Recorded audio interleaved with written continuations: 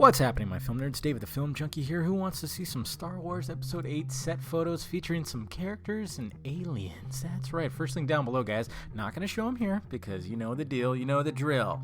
I don't want to show them on here and get my ass in trouble, so go to my site. There's quite a few right there, you know, some people dressed up, and they're also wearing like tuxedos and stuff. It's weird.